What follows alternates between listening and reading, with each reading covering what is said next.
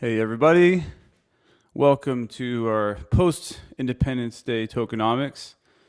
I imagine I'm not the only one that had a few drinks yesterday, so a little bit slightly fuzzy, but hey, we're rocking out. It's crypto.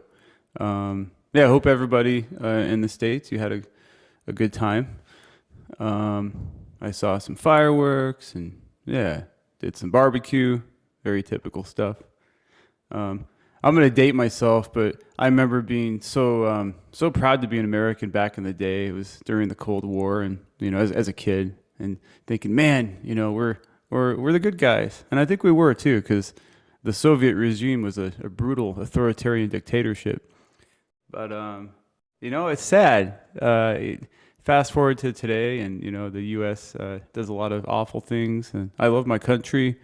What it stands for, but the government does some truly awful things, like bomb people in other countries, and I don't know. I hope we can at some point have better institutions, but if not, there's always crypto. That's the beauty of crypto, is we're creating institutions that are independent from these institutions that have arguably failed us. Banks, another one. Central banks, especially, as we print ourselves into oblivion, and the defenders of the central banks are saying it's because gas companies are raising prices and shit like that. It's like, no, that's what happens when you print a lot of money. Anyway, I digress, but I'm very glad to be working in crypto as a way to create a plan B, a way out of maybe the morass that our institutions have created. So yeah, we got a decent agenda here. Jumping right in. We'll do the usual runway projections. Let me grab that link.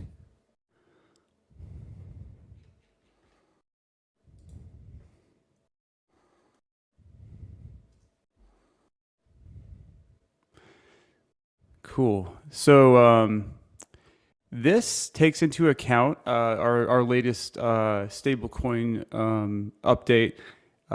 You'll find this also on our dashboard, which is updated frequently by Darwin. It's been updated today as well. The stablecoin figure we currently have is 4.44 million. This is down by about 150,000 from our prior look at this. The reason that's down is because the TMDC had authorized 150,000 to be put into our Rari pool. As we continue to add or pay off more of those loans to reduce our liquidation points and our debt service expenses. That was a recent move, so that's just reflected here now. Anyway, so what this is taking into account is projections in terms of what we're going to be spending in July, and then is looking at like what's been proposed for various workstream budgets in July and August. So the July figure will be firmed up very shortly here. Workstream leaders are adding their July projections, or actually their firm July figures into the budget spreadsheet we use for Colony. I think this might be slightly tweaked based on where we're at right now, but that's a good ballpark figure.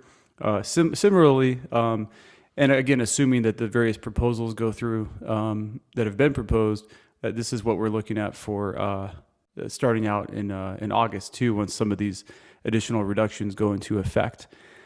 So as a reminder, there's a few assumptions on this spreadsheet. One is that this budget entails incorporates a 5% boosted Fox contribution, or I should say 5% of all contributors choosing to receive their salary. So this will reduce our spend. It is, of course, an assumption, but 5% of all salary that got paid off in June was boosted Fox. So I'm moving that forward here. Of course, we'll update that as we move along. We also have Pool 79. It's costing us $85,000 in interest for Pool 7, I'm sorry. And then a very small amount, relatively speaking, it's roughly 1,000, might be a bit more for 79, but that loan has been paid heavily off. So we're not looking at as much interest on that one. It also has a better APR. An important one here is the tribe liquidity as a service interest. So this one, and we'll touch more on this shortly, but this is related to our tribe LAS pool. We're trying to find a way to keep that vault going. Long story short, we've proposed that we pay $6,000 in interest every month. So that'll add on to our other expenses should they approve that. And this all adds up to our total spend. So given all that, currently we have 11 months of runway, which is, if we're entering a long-term bear market, this is not great. We need to, in my opinion, I think we should extend that more. But, we're still in a strong position, relatively speaking, compared to other projects. This does represent the worst case scenario in terms of not factoring in any additional revenue or additional stablecoin stacking. And I think that's smart because if we hit a long-term bear market, liquidity dries up, Fox could be down much further. Revenue, which accrues in crypto, will be down sharply. But for now, these are meaningful numbers. To give you a more clear sense of what we're looking at, in June, we accumulated $47,000 worth of revenue. That was primarily in our toke rewards. If you look at a chart of toke, it's actually kind of rounding out there at the bottom. It's not dropping precipitously, which is nice. Kind of showing some signs of firming up, and that of course has a nice effect on our budget because we have this all this Fox in our tokamak reactor. So even with rewards reduced somewhat on the tokamak side, we're getting some revenue. So that's something to consider. Also, we've had some fluctuation in our USDC bonds, our Fox to USDC bonds. They were running at the rate of $100,000 a day, bringing in a lot of stable coins, which really helped build the treasury we have right now. In response to concerns over high emissions, those have been sharply curtailed. At one point a couple weeks ago, I think it was an average of about $100,000 a month. It had really slowed down. Lately, we're seeing more of a pickup. Just in the past week, I think we've had about $45,000 worth of stables from that bond. So, you can say, well, perhaps, and this is where it's fun to play around with this sheet. Just make a copy and you can play around with the numbers. But, what would happen if we were making $200K every month from stables, or $50K of revenue, and you can massage those figures. For next week, I'm gonna present some different scenarios just so we can think about all the scenarios. But again, I need to reiterate, I think in terms of just runway, it's important to make zero assumptions about these things and think worst case. But also we can be mindful of what things might look like in other scenarios as well. Again, all this is available on chain. If you ever want to take a look at our finances, of course, we have the dashboard that Darwin updates frequently. If you want to dig in and look at the raw numbers, look at our treasury on Etherscan. In addition to that, there's also our Olympus bond contract, and of course our colony where we maintain funds as well. I'm going to put out a post shortly guiding people to those numbers exactly. But remember, everything is on chain and transparent here in tokenomics land. So speaking of revenue, there's a really cool initiative happening right now, just getting started, and this has to do with really building on the revenue tracking spreadsheet that's been built out. We have, of course, an assist from Darwin there, and then let's see, Decentralized J was going to give an overview of that. Let's see, get you up on stage if you're still down. Hey, welcome. Hey, I'm Kent. How are you? Good, man. How are you? Cannot complain. Tuesday. Yeah, it's already Tuesday. What's going on? What are you guys cranking on here? Yeah, man. So I gotta give credit to DeFi for the kind of initiative here. Basically, the whole idea is to assess at a more in-depth level the kind of metrics that we need to get to from a DAO standpoint in order to get to infinite runway, goal seek zero, and to be able to build, because it's fine to build bits and pieces, right? But you need to make sure that the direction you're building towards has legs, and can actually be a successful direction. And basically trying to evaluate if the outcome of, kind of our numbers here and what we're trying to amass in this model doesn't make sense, then we need to get creative and figure out what does make sense. So it's definitely all credit to DeFi for that, but just starting to push in that direction of, okay, what does it cost us to acquire a user? What kind of numbers do we get to in terms of LTV or deposits or number of users on that front in order to get to sustainable numbers? And then really tracking closely our revenues, especially as we look on the product side to add new partnerships and affiliates, making sure that there is a path forward to that infinite runway kind of world. So that's kind of the whole genesis behind the idea, and then would love obviously your input, input from everyone really across the DAO, as we embark on this journey to make sure that where we're going is in fact the promised land, if that's a fair way to put it.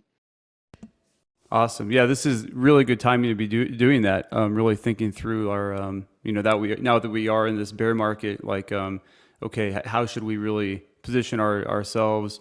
Where's the revenue going to come from? Really important strategic questions to answer, and the fact that we have data to help us answer that is great. Are there any early findings so far? Or are you guys just in the very formative stages of addressing these questions? Nothing yet, really. In the formative stages of, I guess, the first step is figuring out what question are we really asking. Is it how much do we need to get user acquisition costs down? Do we need to bring LTV up? It's probably a combination of the two. But what question are we really asking is, I think, the first step. And then figuring out from there, okay, how do we get to, a reasonable solution? So Marley, to answer your question, let me toss a link to the spreadsheet. This is just kind of what we were spitballing. This might make sense to start to figure out what question we are asking. There, just pasted the link into the chat. There's a lot of different ways I think you could approach this. You could say, all right, here are our current revenues, here are our current expenses, and we need to get to 500 million in Yearn revenue or Yearn TBL in order to be sustainable. Well, that obviously doesn't make any sense, right? So, and it's not going to happen overnight. So how do we combine all of the pieces that we have in play? And so, yeah, asking that right question. And that's really kind of why we wanted to make this a totally public thing. Obviously, it's the DAO, so everyone's input's super valuable, and we want the community to be involved in this, and making sure that we are going towards the right goal. So would love, of course, input from everyone and figuring out what question that is we are asking, and then we can start to really amass the data to figure out which direction it makes most sense. And how can people contribute? I saw it was posted in one of the product channels. What should they do if they want to jump in and start playing around here and give some insights and feedback? Yeah, I mean, just honestly, I think there's this, our whole idea behind this was trying to kick off conversation around this whole idea of where the roadmap is headed and making sure that it is sustainable. So I think just keeping, ear to the ground and listening to these conversations and chiming in as they happen. I think once we figure out the question that we're truly asking, then the direction will start to materialize in one way, shape, or form. And I think that'll have, or at least be an awesome time for people to all weigh in, especially. But for the question stage too, it's, maybe the cost per user acquisition is not the right question to be asking, or maybe, trying to get a certain number in terms of LTV is not the right question to be asking. It's probably a combination of all of these pieces, but figuring out what makes most sense and what's most important, I think, is where the focus is right now. So the more perspectives, the better, as far as I think I'm concerned.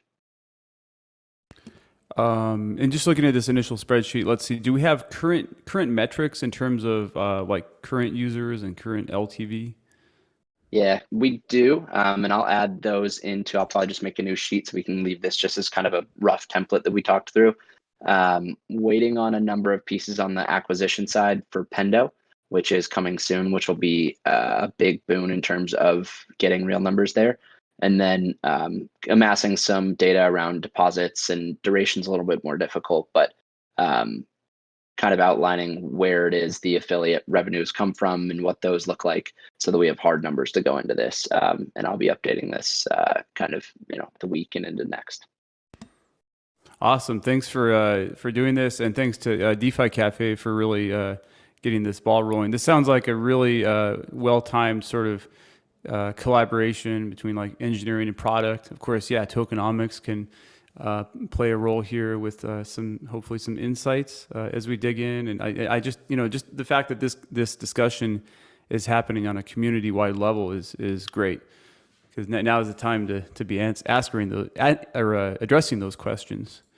So yeah, I really appreciate Absolutely. you guys. Of course, Kent. Appreciate you, man. I'll let you get back to it. Awesome. Have a good one. Thank you. You too. All right. Cool. So a couple of governance related things here. So in the proposal, or in the forum, I've had a draft proposal for outlining the next 2 quarters for the tokenomics work stream in there. That's been up for a while. But there's been some great discussion in there. TLDR, if you have looked at the thread, there's been a lot of really pointed questioning and kind of a really sort of skeptical eye turn towards the work stream, saying, hey, all right, is the work stream adding value?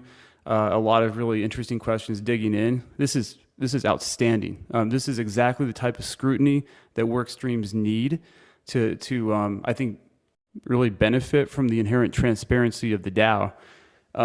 Imagine if we were a corporation, this would be very hard to do.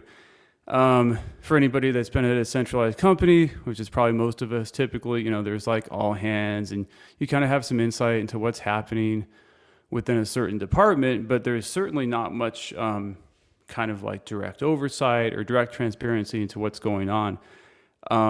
In tokenomics, or really in every work stream, obviously this is a DAO, things are transparent, and particularly in tokenomics, where the results of our various activities are all on chain, and of course our deliberations are public. But a lot of really interesting discussions in there related to some of the points in the proposal.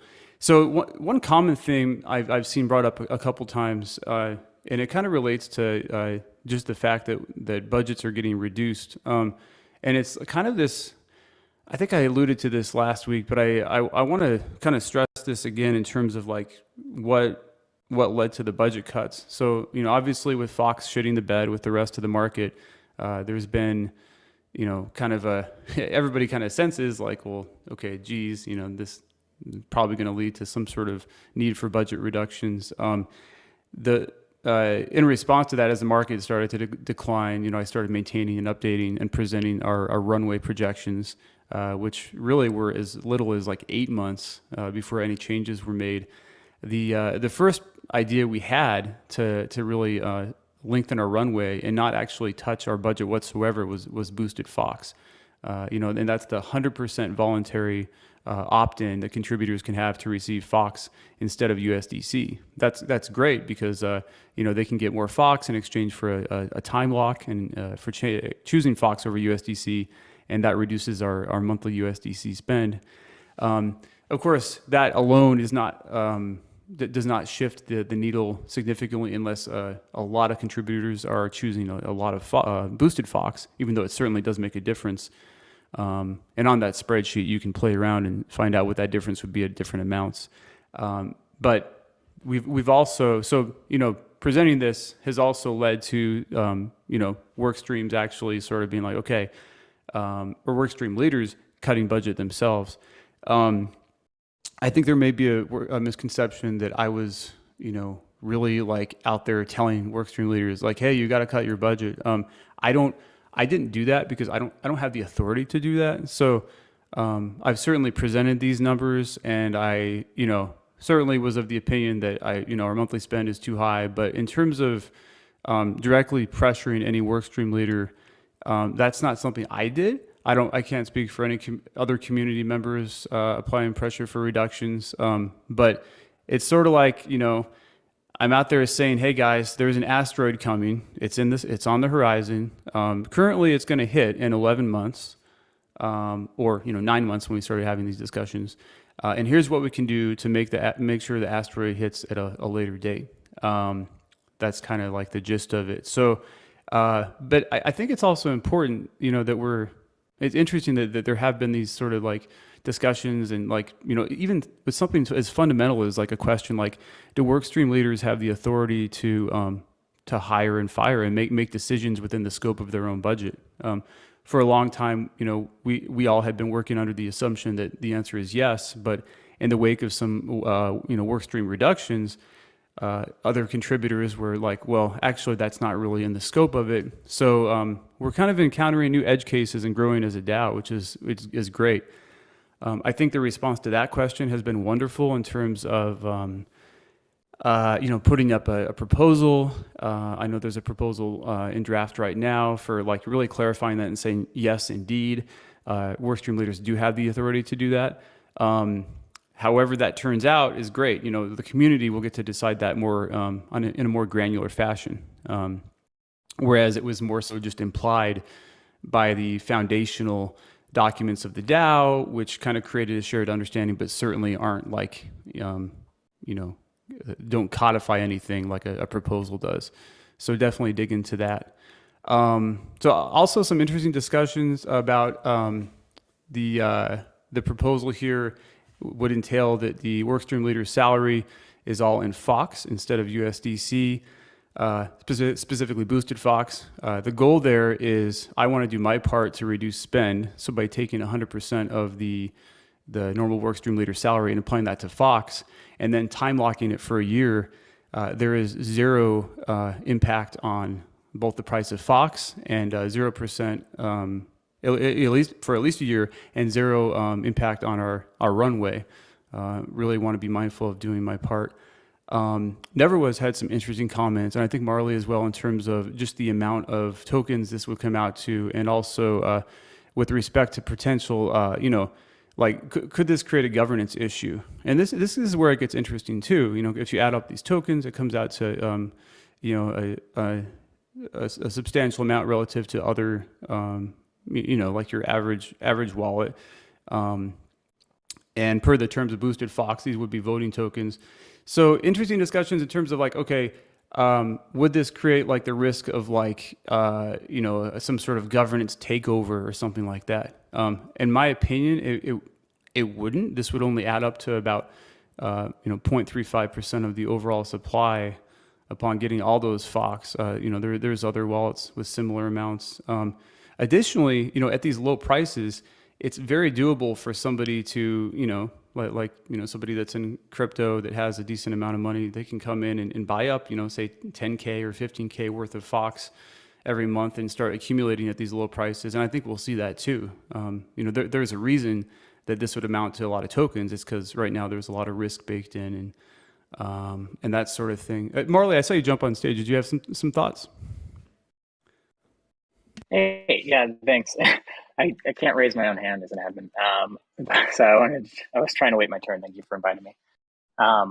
Just wanted to come up and say I've been working on typing another thing back up to reply that I'll kind of just say, like, first, I think you did a good job at justifying comparing to other workstream leaders and stuff. A lot of this is like me running the numbers for the first time. I'm like, oh, wow, at current prices, that's, if we replace the entire bunch, if everyone took Fox, how much is that? And it gets on the scale of like the bonds emissions and stuff. So it's the numbers have changed and some models have changed. So yeah, and I just wanted to also say, like, it's this tough space to like, I mean, it's not fun to try to like be justifying yourself. And so thank you, Kent. I appreciate what you're doing. And I just am glad that a conversation has started. I think that's pretty much all I wanted to say. Yeah, thanks, Marley. Really appreciate that. And I think this is what it's all about. It's like one of the things I always preach in crypto. I've been doing this for a long time, especially, I used to waste a lot of time arguing with Bitcoin maxis, but one of the things I personally always stand for is just respectful civil discourse. And in this case, we're talking about the tokenomics work stream. And I think this is a good opportunity to really embody that. I hope all discussions that take place along these lines are, similarly just very respectful. And, I have a lot of admiration for everybody that's working here in the DAO. I hope the respect is mutual. It's just, I think those types of questions, this is the beauty of a bear market, is it makes people really dig deeper and think through these things and be more, turn a more like sort of, I don't want to necessarily say skeptical, but like a very like a more examining eye towards these things, because in bull markets, everything seems fine, and sometimes maybe you lose sight of what work streams are doing, or maybe there are opportunities for improvement. So that's good stuff. And it never was. Yeah, thanks for your thoughts as well. How's it going? Good, Ken. How are you? Yeah, I just wanted to clarify. I know that it was on that thread, in that post in the forum, and it was specifically related to, or initially started on the tokenomics work stream proposal stuff. But I do want to reiterate that nothing that unless I was specifically, referencing a specific line or comment made by an individual, nothing was meant to be personalized or anything like that. A lot of times when I open up the form of discussion, I'm talking on a broader sense. When I was talking about the governance stuff, obviously I'm talking on a larger scale of what it represents as a tokenized governance DAO, and what it could mean, as far as, these large sums of Fox being utilized in a voting capacity for, proposals and stuff going forward. But in no way was that intended towards, your ask for Fox or anything like that. I wasn't making any speculation that, you're here to seize and take power within the DAO or anything like that. I know you said earlier in the conversation that, there's no intention of anyone trying to, take control of the DAO or anything, but they are questions that have relevance on a larger scale of the divide between large token holders versus smaller. And to your last point that you made about Fox is cheap at this point, and there is no reason why people can't just go out there and start buying 20,000 or 30,000 worth of Fox every month and adding that to their, to their governance power. I would say, yeah, of course, there's nothing that ever stops them from doing that, other than their own limits and resources, or their desire not to put mitigating risk in, throwing large sums of money at a token that is a governance token and has, very much tied to Ethereum and can drop in value. Usually the things that stop people from doing those things are the same things that motivate people to do them. So, in this case, obviously would be motivated through money. People aren't willing to risk their own money for things that have high risk reward value, unless it's the risk to reward value is something within their threshold. So yeah, I get what you're saying, but I just wanted to make sure I reiterated, I'm not saying that was the purpose of this, but I do see these becoming larger issues within the community going forward, especially with being at accelerated rate now. And I do hope that in our looking for an understanding of desire to cut costs and expenses, we're not shooting ourselves in the leg in anticipation of saying, well, look, we're doing good because we're making this change, but we're not looking at what the future repercussions can be down the road.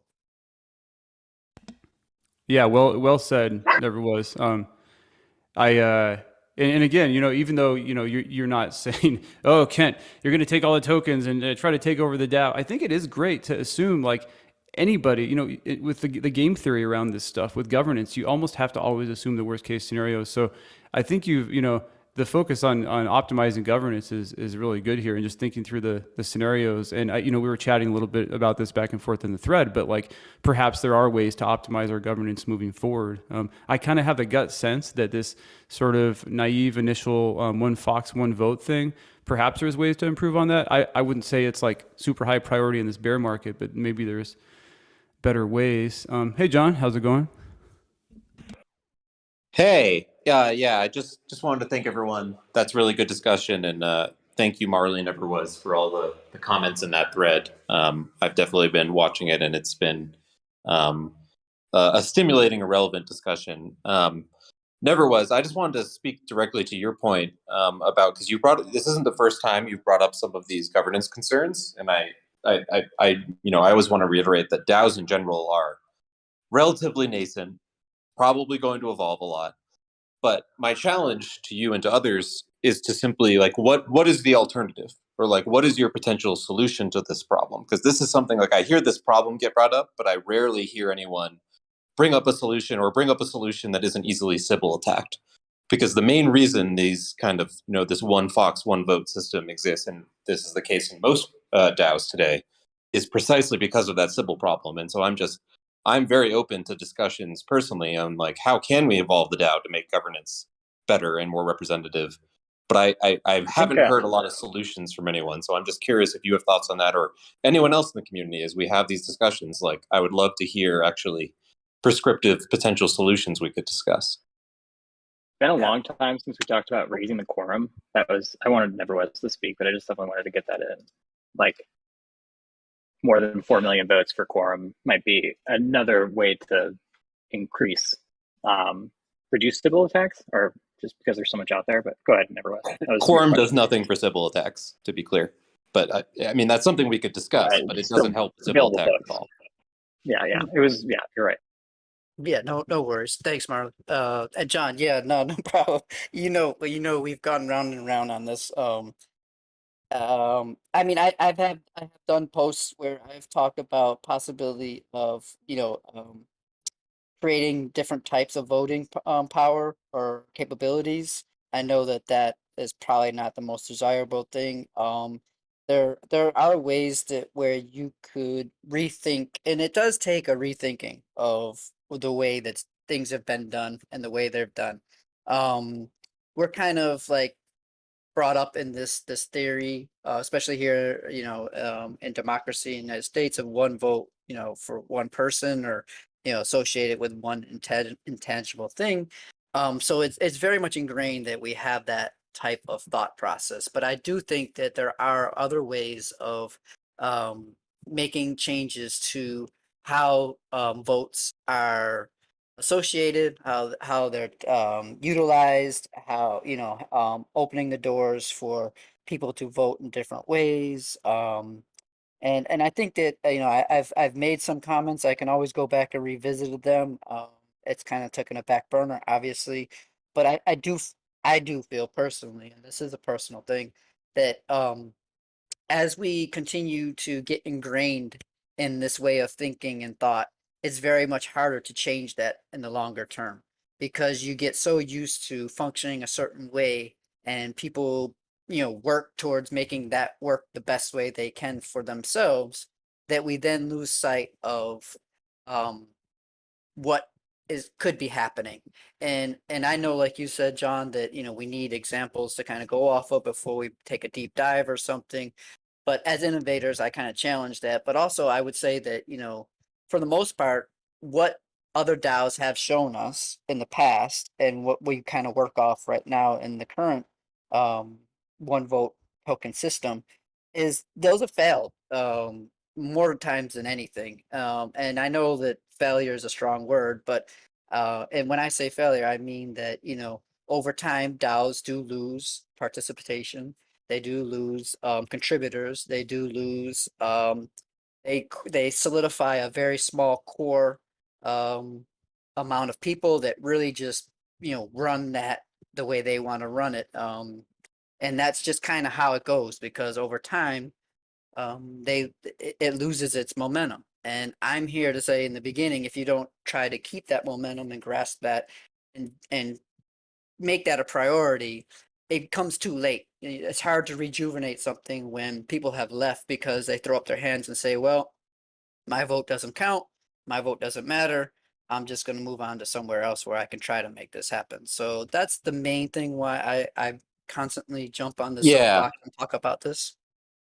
I Go I ahead, hear Vic. all that and I respect it, but I'm still going to challenge you and everyone that when we're talking about this topic, I think the way that we evolve DAO governance in general, and this goes beyond just the ShapeShift DAO, but to any DAO, and I also don't necessarily agree with the assertion that this has failed in all cases. I think we're too young in DAO land to even know what works and what doesn't. But I think in lieu of us trying to figure that out, the best thing we can do is put up potential proposals that we can discuss as a community. So like one thing I heard, just for example, was like maybe there's an idea of like we could give NFTs that give extra voting power or like a voting multiplier to active contributors, in various work streams. Like that might be something that's cool and I would support. But I have to push back against these very vague assertions around the dangers of governance without it's very easy to point out those problems, but it's very hard to actually provide a roadmap or a discussion of what will work or what can we do to improve. So my challenge here is not that anything you're saying is wrong, because I think there's a lot of good points in there. My challenge is let's turn that into action plans we can actually discuss as a community, because I think that's how we can actually evolve and move forward together. Definitely agree. Yeah, I am in my spare time and stuff making effort to start being able to codify some numbers and put things together to make it at least sense to be able to look at this stuff. It does take time though, because I do have other things that I do as well. So by me opening up the discussion to the community is basically hopefully opening Pandora's box to everyone, bringing ideas and things to the forefront, as well as things that we could try to implement and work on. So I'm not just like trying to keep this in my corner and say that this is something we have to do. I definitely constantly bring this up because I'm trying to bring it to the forefront and talk about it more versus just let it sit in the back burner and continue, as I said, to progress to a point where I know you said that you kind of question that a lot of things have failed, but I think that in a lot of ways it's almost like liking a DAO which is modeled basically, as far as a tokenized voting system, is modeled after democracy a lot. You see that democracy has its failings within that same system of governance, of participation and getting people to vote and motivated and stuff like that. So these aren't things that I'm talking about that are in the shadows and things that don't happen. It's very well pointed that in almost any voting Just to system interject, you have never that. was, Go ahead. because you have an interesting point there about getting people more motivated. I think an interesting question for the DAO to improve upon our current model is along those lines of what can we do to encourage more participation in the governance process.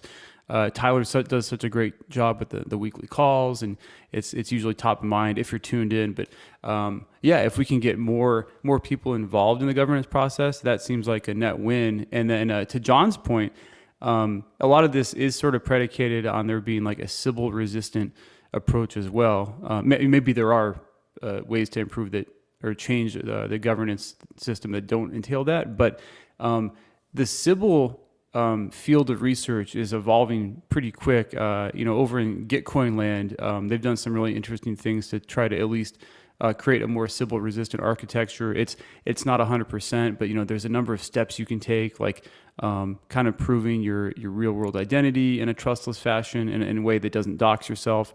Everything from that to like creating a ENS address and like these different steps. And in the aggregate, they sort of at least what they're trying to do at Gitcoin is create a mechanism that does provide some measure of unique identity, private identity, and also Sybil resistance. So I think by keeping this topic top of mind, even though we're not really positioned to maybe imminently change anything, it's really good because like it reminds us that hey, maybe there's a better way of doing this, and then especially if things change in terms of maybe Sybil resistant services and unique decentralized ID, then potentially we could move forward with a different process. Yeah, no, definitely. Thanks, Ken. I appreciate you always, as well as John, being open-minded enough to hear my ramblings and my thoughts when it comes to stuff like this. One thing that I'll leave after this and then say that I know that everyone, obviously brings up civil attacks and the resistance as such. What does it say that we don't do that now in the one vote system? I mean, there's plenty of people I'm sure that make multiple wallets and divide their assets up and vote multiple times if they choose to with different wallets. I don't see Yep, as but a never was. blocker. The point is, in a token weighted system, that doesn't matter. The civil resistance doesn't matter when it's one token, one vote. When you want to make it one person, one vote, it matters a lot. But when it's one token, one vote, it doesn't actually matter if someone splits up their into 100 addresses, because it's the same amount of voting power.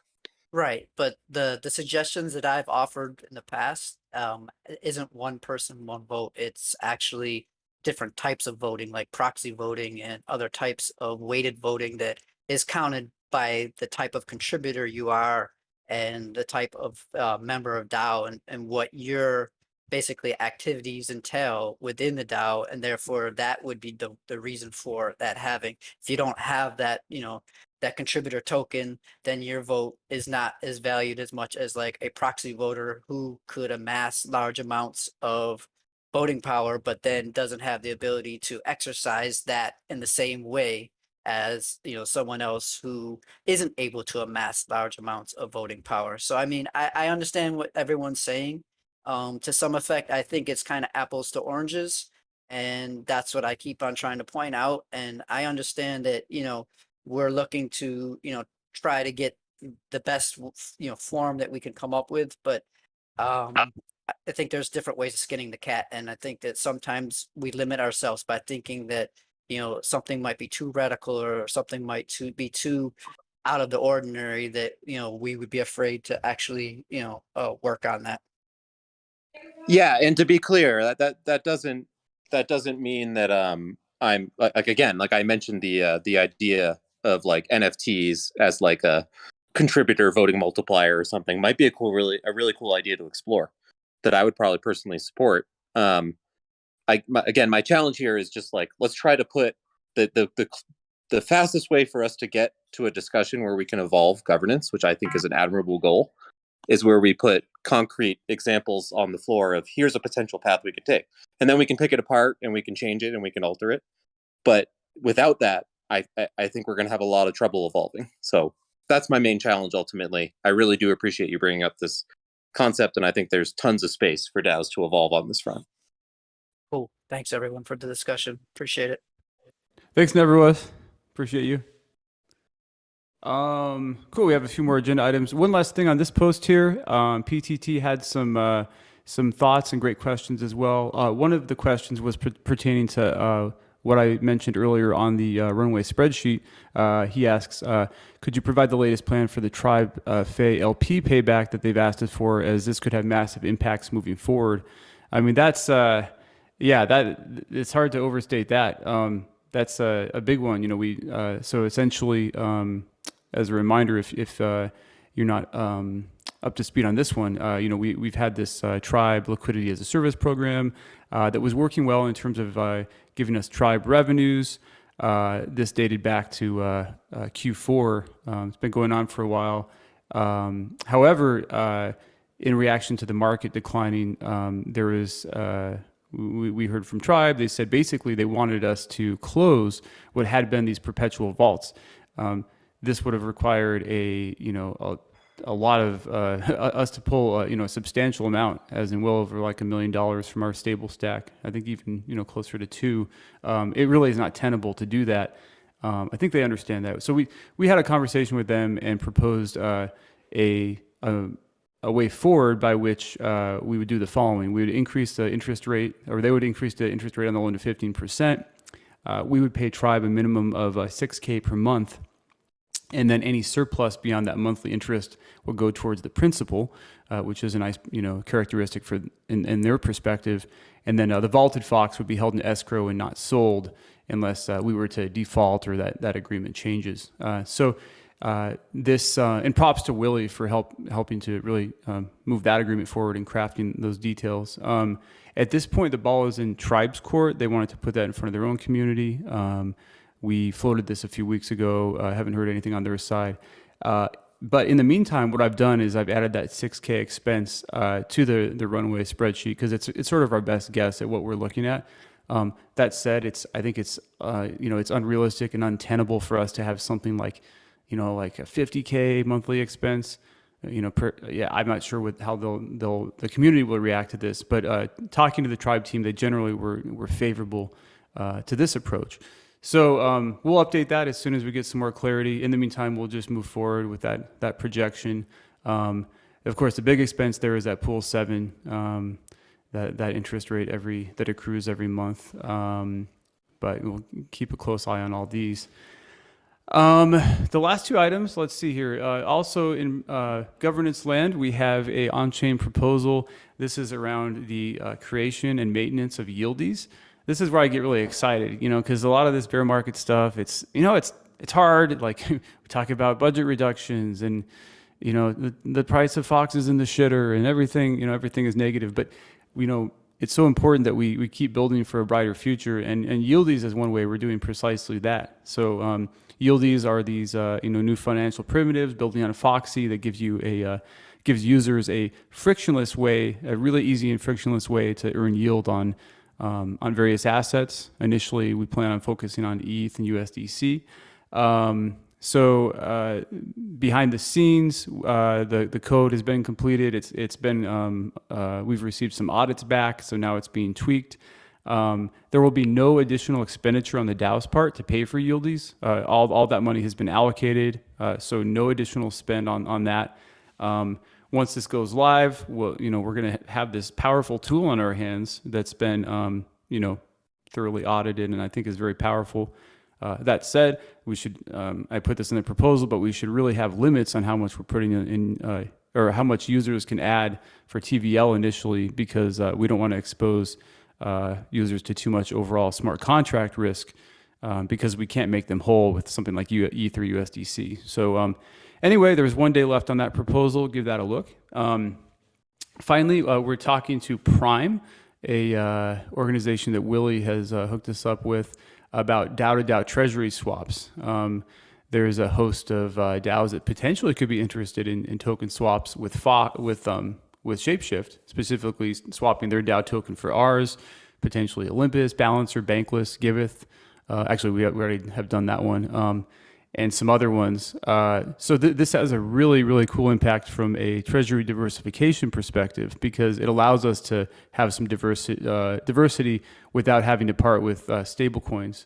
We have ample Fox that we potentially could use and still be very judicious about what we're doing. But one of the core hypotheses driving what we're doing is, of course, we're big believers at ShapeShift in the power of decentralization and a open, permissionless, trustless interface you can use to interact with crypto. But also more broadly, we're just big believers in the powers of DAOs to change the whole world and create better institutions or an alternative to these failed institutions. So bullish on DAOs. Given that, it may make sense to invest or swap Fox with other assets, and that would be great from a diversification perspective. So we're going to be chatting with them, we being a few members of the TMDC, for an initial discussion, kind of feeling them out this week, and then I believe somebody from their team will be joining us a week from today, even though they're in Europe. It might be a late night for them, but be on the lookout for more about Prime. That could be interesting. So we're about 9 minutes early. Love that great discussion about governance too. Governance definitely falls under the tokenomics umbrella, and it's fun to talk about that. Does anybody, pardon me, does anybody have anything else here as we head to the finish line? Hello. Kent. It doesn't look like we do in our pre-meeting before this. We're gonna see. I don't know if there's anyone here who knows about the the current liquidity mining and the new one that's coming? And does anyone in the audience know when the current liquidity mining contract is done, runs out? And I know that Adam's working on adding the new one to the Fox farming page, and also curious if anybody knows about the plans to add the new the new farming contract on app.shapeshift.com.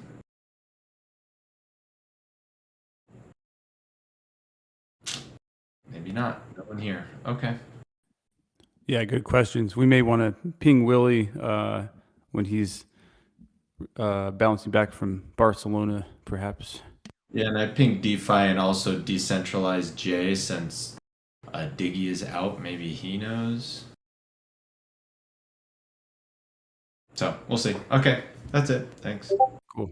Thanks, Josh. Cool.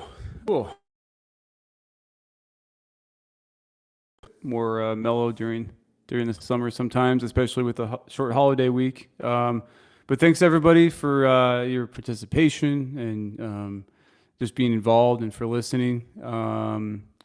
I think it's going to be a super interesting and exciting second half of the year, and looking forward to continuing to just champion the DAO and move this thing forward alongside everybody else. So thanks for listening. Have a good day. Take care.